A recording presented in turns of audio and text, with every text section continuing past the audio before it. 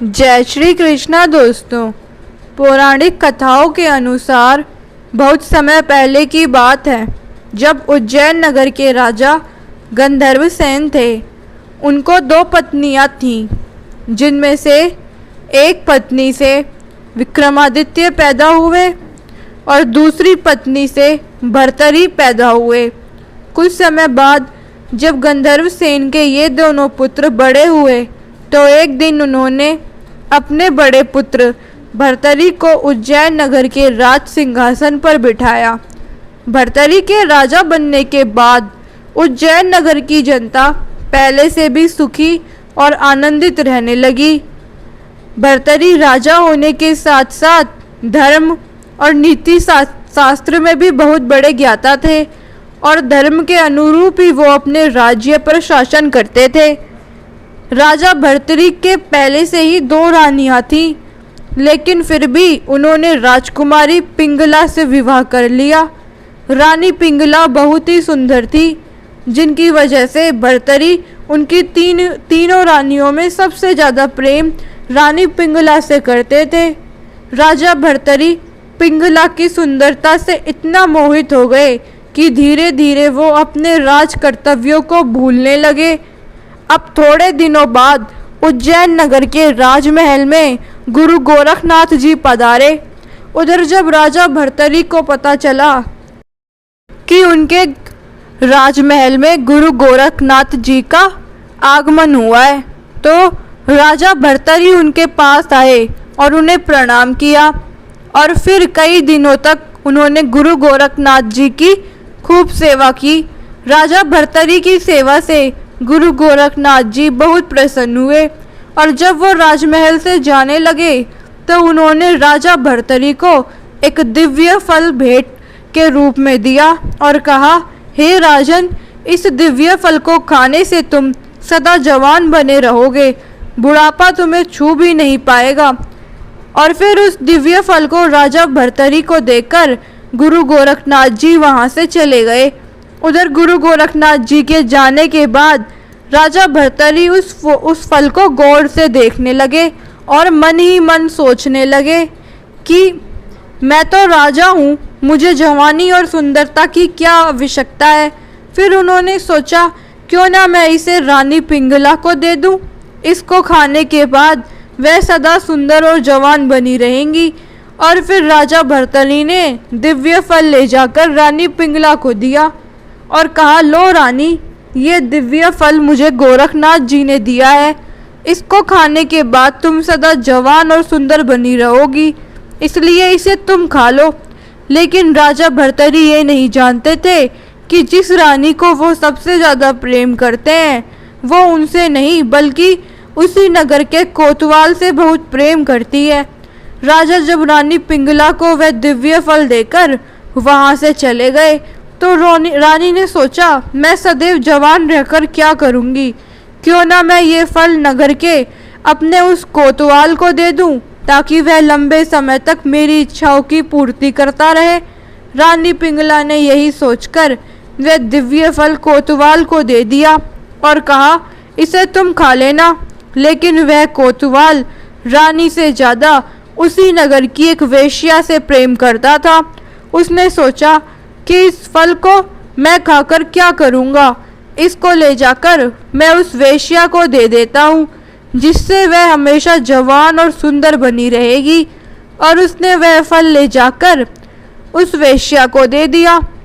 लेकिन जब इस फल की दिव्यता के बारे में पता चला तो उसने अपने मन में सोचा कि यदि मैं इस दिव्य फल को खाऊंगी तो सदा के लिए जवान और सुंदर बन जाऊंगी, लेकिन मुझे जीवन भर यही बुरा काम करना पड़ेगा और मुझे कभी भी इस नरक की जिंदगी से मुक्ति नहीं मिलेगी। फिर कुछ देर बाद उसके मन में यह विचार आया, क्यों ना इस फल को ले जाकर मैं राजा भर्तरी को दे दूं, क्योंकि अगर राजा इस दिव्य फल को खाएंगे तो सदा के लिए सुंदर और जवान बन जाएंगे, तो लंबे समय तक प्रजा को सभी सुख सुविधाएं मिलती रहेंगी। क्योंकि राजा भर्तरी अपनी प्रजा से बहुत प्यार करते थे। यह सोचकर उस वेश्या ने वह दिव्य फल ले जाकर राजा भर्तरी को दे दिया उस दिव्य फल को देखकर राजा भर्तरी आश्चर्यचकित हो गए। पहले तो उन्हें लगा कि रानी पिंगला के पास से यह दिव्य फल को चुराकर किसी ने इस वैश्या को दे दिया है, इसलिए उन्होंने वैश्या से पूछा कि यह फल तुम्हें किसने दिया है। तो उस वैश्या ने कहा कि राजन, यह फल मुझे इस नगर के कोतवाल ने दिया है और कहा था इस फल को खाने से तुम हमेशा जवान और सुंदर बनी रहोगी।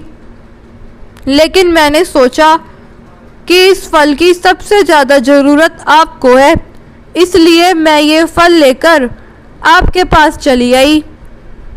वेश्या की बात सुनकर राजा ने तुरंत सैनिकों को भेजकर कोतवाल को बुलाया। फिर जब वह कोतवाल राजा के समक्ष पेश हुआ तो उन्होंने पूछा, यह फल तुम्हारे पास कैसे आया? कोतवाल ने कहा, मुझे यह फल आपकी रानी पिंगला ने दिया है और कहा था कि यह दिव्य फल तुम खा लेना, इसको खाने के बाद तुम सदा जवान और सुंदर बने रहोगे। यह सुनकर राजा भर्तरी के दिल में गहरा झटका लगा। वह मन ही मन सोचने लगे कि जिस रानी को मैंने सबसे ज़्यादा प्रेम किया वही रानी मेरे साथ धोखा कर रही थी। मैं भी कितना बड़ा मूर्ख था जो ये सोचता रहा कि जितना प्रेम मैं रानी पिंगला से करता हूँ उतना ही प्रेम वो मुझसे भी करती होगी। इसके बाद राजा भर्तरी ने सारी मोह माया और बंधनों को त्याग कर उन्होंने अपना पूरा राज्य अपने छोटे भाई विक्रमादित्य को सौंपकर वैराग्य धारण कर लिया और उसी नगर की एक गुफा में जाकर कठोर तपस्या करने लगे। जब भर्तरी को तपस्या करते करते काफी समय बीत गया तो स्वर्ग के राजा देवराज इंद्र को यह भय सताने लगा कि कहीं राजा भर्तरी वरदान प्राप्त करके उनका सिंहासन न छीन ले। इसलिए उन्होंने तपस्या कर रहे भर्तरी पर एक बड़ा सा पत्थर गिराया, लेकिन तपस्या में बैठे राजा भर्तरी ने उस पत्थर को अपने एक हाथ से रोक लिया और तपस्या में लीन रहे और उस पत्थर को अपने एक हाथ में लेकर कई वर्षों तक तपस्या करने से उस पत्थर पर भर्तरी के पंजे का निशान छप गया और यह निशान आज भी भर्तरी की गुफा में भर्तरी की प्रतिमा के ऊपर वाले पत्थर पर देखा जा सकता है। कई वर्षों तक तपस्या करने के बाद जब भर्तरी को ज्ञान की प्राप्ति हो गई तब वह गुरु गोरखनाथ जी के पास गए और उनका शिष्य बनने की विनती करने लगे। राजा भर्तरी के बारंबार विनती करने से गुरु गोरखनाथ जी ने उन्हें अपना शिष्य बना लिया, परंतु गुरु गोरखनाथ जी के कुछ शिष्यों के मन में यह शंका होने लगी कि भला राजमहल में जीवन व्यतीत करने वाला आदमी वैराग्य का जीवन कैसे जी सकता है, और यह बात उन्होंने अपने गुरु गोरखनाथ जी को बताई। तब गुरु गोरखनाथ जी बोले, शिष्यों चिंता मत करो, यह तुम लोगों से भी अच्छा शिष्य बनेगा। यह सुनकर पुनः उन शिष्यों ने गुरु गोरखनाथ जी से कहा, हम लोगों को विश्वास नहीं हो रहा है, आपसे आग्रह है कि आप भर्तरी की परीक्षा लीजिए। शिष्यों की बात सुनकर गुरु गोरखनाथ जी ने कुछ देर तक सोचा, फिर अपने शिष्यों से बोले, ठीक है, मैं तुम सभी की शंका अवश्य दूर करूंगा। इसके बाद राजा भर्तरी उन शिष्यों के साथ गुरु गोरखनाथ जी के आश्रम में रहने लगे। गुरु गोरखनाथ जी ने अपने शिष्यों से कहा, देखो, राजा होते हुए भी भर्तरी ने काम, क्रोध, लोभ और अहंकार पर विजय प्राप्त कर ली है। यह सुनकर शिष्यों ने कहा, गुरुदेव, यह कैसे संभव है? ये तो जन्म से ही राजमहल में पला बड़ा है। शिष्यों की बात सुनकर गुरु गोरखनाथ जी बोले, रुको, अभी मैं तुमको इन सब का प्रमाण देखता हूँ। फिर उन्होंने भर्तरी को अपने पास बुलाया और कहा, भर्तरी, तुम जाओ और जंगल से खाना बनाने के लिए लकड़ियाँ लेकर आओ। गुरु का आदेश पाकर भर्तरी नंगे पैर लकड़ियाँ लाने जंगल की ओर चल दिए। कुछ देर बाद जब वो लकड़ियाँ इकट्ठा कर वापस आश्रम आने लगे, तब गुरु गोरखनाथ जी ने दूसरे शिष्यों से कहा, जाओ और भर्तरी को ऐसा धक्का मारो कि उसके सर से लकड़ियों का बंडल नीचे गिर जाए। गुरुदेव के कहने पर शिष्य भर्तरी के पास गए और भर्तरी को ऐसा धक्का मारा कि उसके सिर से लकड़ी का बंडल नीचे गिर गया। यह देखकर भर्तरी जमीन पर गिरी लकड़ियों को इकट्ठा करने लगे, लेकिन ना चेहरे पर उदासी थी और ना ही आंखों में क्रोध था। यह देखकर गोरखनाथ जी ने अपने शिष्यों से कहा, देखा, भर्तरी ने क्रोध पर विजय पा ली है। लेकिन फिर शिष्यों ने गुरु गोरखनाथ जी से कहा, हम सब ने मान लिया कि भर्तरी ने क्रोध को नियंत्रण कर लिया है, लेकिन आपको अभी और परीक्षा लेनी होगी। तब गुरुदेव ने अपनी योग शक्ति से एक महल रच दिया। उस महल में औरतें नाना प्रकार के व्यंजन से भर्तरी का आदर सत्कार करने लगी, लेकिन भर्तरी ने उन औरतों की तरफ देखा तक नहीं और आगे बढ़ते गए। यह देख गुरु गोरखनाथ जी बोले, शिष्यों, अब तो तुम लोगों को विश्वास हो गया कि भर्तरी लोभ और काम दोनों को जीत गए हैं। फिर भी शिष्यों ने कहा, गुरुदेव, एक आखिरी परीक्षा और ले लीजिए। इतने में ही भर्तरी आश्रम में लकड़ी लेकर आ गया। तब गुरु गोरखनाथ जी ने भर्तरी से कहा, वत्स्य, वैराग्य को पूर्ण रूप से पाने के लिए तुमको 1 महीना मरुभूमि में नंगे पैर पैदल यात्रा करनी होगी। यह सुनकर भर्तरी बोले, गुरुदेव, अभी से मैं ये काम आरंभ करता हूँ। इसके बाद भर्तरी चलते हुए मरुभूमि में पहुँच गए। उस समय मरुभूमि का बालू इतना गर्म था कि पैर रखे तो जल जाए। धीरे धीरे समय बीतता गया। तब एक दिन गुरु गोरखनाथ जी अपने शिष्यों के साथ वहाँ पहुँचे और फिर उन्होंने अपने योग्य बल से उस मरुभूमि में एक पेड़ खड़ा कर दिया।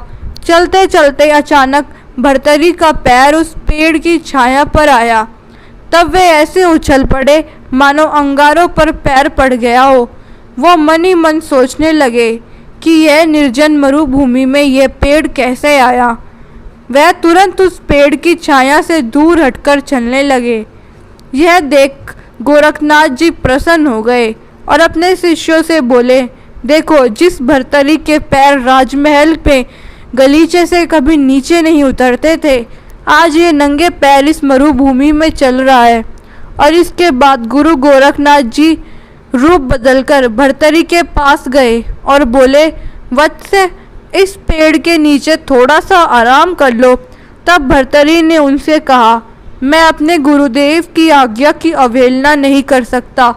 मेरे गुरुदेव ने मुझे ये आदेश दिया कि इस मरुभूमि में नंगे पैर 1 महीने तक चलता रहूं। फिर भर्तरी कुछ दूर आगे गए।